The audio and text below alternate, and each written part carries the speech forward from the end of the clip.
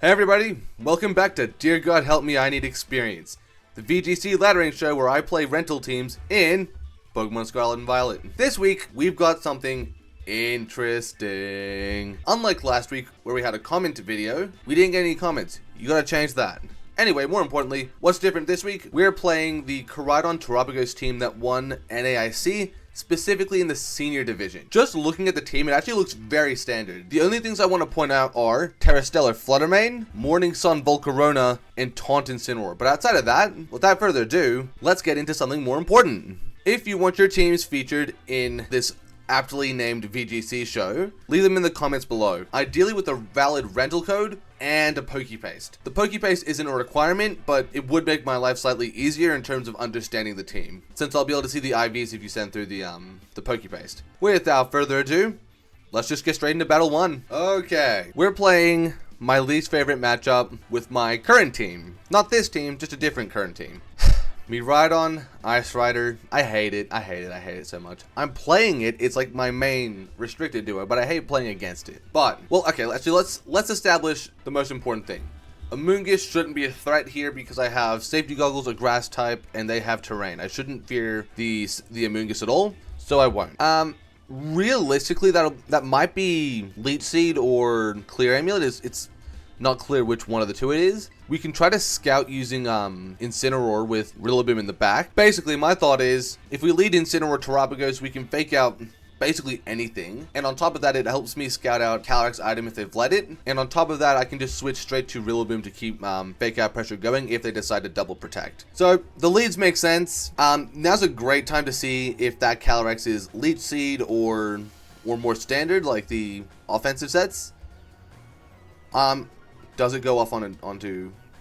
No, it doesn't. They're Clear Amulet. Good to see. I really feel like there's no point... If I switch Rillaboom in and they're playing offense, then I'm still gonna be in a bad position. I think E.I.D.I.L might hard switch. If they're gonna hard switch, it'll be to Incineroar or Urshifu. What I can do to save Rillaboom some HP is I can U-turn into E.I.D.I.L and then probably protect Terapagos to be safe, but I kind of want to go on the offense. Sorry, not on the offense, on the setup. They do protect, that's really good. I did think they might Glacial Lance there, but I didn't want to take that risk. Volt Switch shouldn't do too much. Like, it does a lot, but I can work with that amount of damage. We see Landorus coming in, okay. I'm happy with that.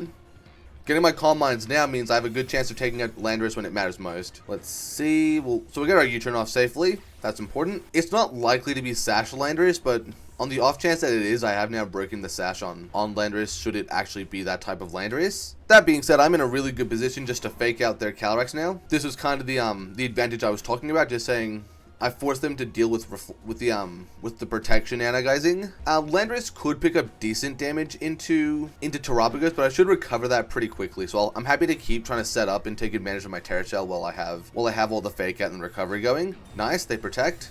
That's good to see. I think they're gonna try and do something with Cali.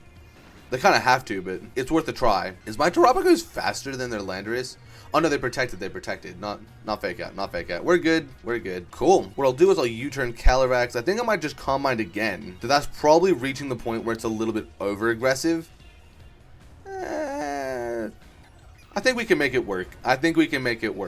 Sludge Bomb, it'll do decent damage, but it has no chance of poisoning, which is massive. And I can continue to save Terrain and Rillaboom by bringing Incineroar in here. Fake out becomes active again, meaning I can just fake out I can fake out either slot, really. It doesn't matter which one I fake out, I can fake out either. But I've got like 3 Calm Mind boosts. I can kind of just go on the offense whenever I want to. It's not going to matter. They Trick Room. That's interesting. Isn't that bad for them? Like, it's not good for my Koraidon, but outside of that, Landorus is never going to pick up the damage. I can shut down Calyrex for a turn and stall another turn by setting up even further. Yep, they protect, makes sense. Calyrex is the only real threat here, so I have to fake out. Oh, they're going to take out Incineroar this turn. I see, that's smart. But also, how are they going to deal with the +4 Terapagos at this point? At +4, I should be able to go on the offense with or without Terra. Oh, they're choosing to keep their... Okay, that's smart. I see you. That's smart. Incineroar's getting his HP back, which is really important. I can just knock off Landorus, and suddenly it's not a threat. And while I still have Terrain active, I'd like to just put damage down where it matters most. Nice. Landorus protects. That's probably the big one. Glacial Lance moves next. How much damage is it going to do to Terapagos? Depending on how much it does, I can probably just recover that health back. Yeah. Across 2 turns, I might be able to get that HP back, but no guarantees. No guarantees. Tera Starstorm, single target, +4. It does knock out. That was kind of what I thought would happen. That's pretty good. How much HP do I gain back? At the end of the turn, I've gained most of my HP back. I've gained more than enough back that I can just... Oh, I can't. Now I've got to do some math. 192, that'd be... It is 12 HP. I gained 12 HP this turn. But importantly, Urshifu is putting down so much threat this turn. So I have to Terastalize this turn and just go on the offense. Even though I could try to get my Terra Shell back. For 1 turn, I'm risking a close combat that I can't afford. So even though I'm throwing away my ability to... use Terapagos to win the terrain war, I'm getting the important advantage of not losing Terapagos immediately. Terra Stellar, their intention is just to catch a protect. Maybe it's Aqua Jet to KO Incineroar. I'm not sure. They didn't Aqua Jet, and since I'm almost definitely moving next, that should be a double knockout. Yeah. Wait, what? Was that me? I mean, my attack goes off. What does it do? It didn't KO Landorus. That's annoying. But I did KO Urshifu! Woo! What is going on here? Did I get disconnected again? Or did they disconnect? Because I'm pretty sure they disconnected. Because my Wi-Fi is decent. Show me the money. Yeah, okay, I won. They rage quit. I will see you for the next battle. Battle 2. We are facing Koraidon CSR. That'll be interesting. Well, here's what's actually interesting. Number 1, Fake Out's instantly down in terms of stocks. What I can do is I could lead Koraidon Flutter. That should immediately put pressure onto Calyrex to Terastalize, meaning I can pressure it with Icy Wind Flare Blitz. The question is, what is my final? They're not a Wheezing team, actually, so I could absolutely bring Incineroar as a way to counter... Yeah, I could bring Incineroar as a way to counter... Koraidon, as well as the Urshifu and Rillaboom, but more specifically Koraidon, because most Pokemon like Terapagos will survive a single close combat at -1. Leads make sense. Let's get straight to it. It's Urshifu Dark, which is interesting. That means my matchup is slightly better, isn't it? Because I can just Moonblast either target, and that's pretty much guaranteed to do everything I need. I have this feeling Calyrex is going to protect. At this point, Urshifu has no chance of picking up damage. It's threatened way too much. I would like to make a read. I'm going to Flame Charge Icy Wind. Oh no, are they not? They're not. They're taking the risk. Oh, wait, no, it could be, yep. This could be fine. Since I'm Sash Flutter, if they're not attacking with Calyrex, I could totally win off this play. No, they attack with Calyrex. That's really unfortunate. I'll still get to move next. I should be able to get rid of Urshifu before anything goes wrong. With a tiny bit of luck. If either of them are Sash, they are now both broken. Good. Does Flame Charge KO at this range? I'm pretty sure it does. It's Sun Boosted. That was a bad misplay. This is what I get for not knowing my numbers off the top of my head. How bad is it? Oh, yeah, I'm totally in range of a Sucker Punch now. I need to put immediate pressure straight back onto the field. Because even though it's -1 Cali, I'm going down to... Well, here's what I can do. I can bring Incineroar to the field. Instantly, that gives me an advantage as I can just double into Urshifu again with Fake Out Flame Charge. Since this turn... Yeah, you know what? I'm gonna commit to it. I need to make a read to win anyway. And if they get Flare Blitzed here, they're definitely out of options. Cool, they don't attack with Calyrex. That was the big thing I needed to get right. It could just be Protect Urshifu, but that shouldn't lose me the game. Oh, they Fake Out. That's really smart from them. They brought the Armor Tail in. Sucker Punch. Is -1 Sucker Punch going to pick up a KO here? Probably. Yeah. Oh, I made such an unnecessary... I took such an unnecessary risk there. That's why I'm struggling. I didn't have to take that risk, and it's totally cost me the game immediately. I can't even Terastalize safely since there's a freaking... big bear in front of me. Tera Starstorm into Urshifu. That knocks it out. Okay. I'm trying to figure out how I can win this. A double up. Well, they can't double me. And I think they're almost definitely Wicked Blow here. So is there a way for me to get around Wicked Blow? I don't think there is. I think I just have to take the knock and see if I have a chance it clawing something back. Cool. That's fine. Oh, are they switching Calyrex in? Man, I'm not doing very good right now.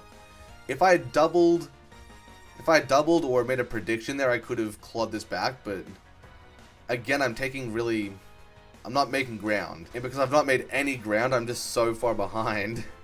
Oh, it's Rocky Helmet as well? Tell me they're doing something stupid.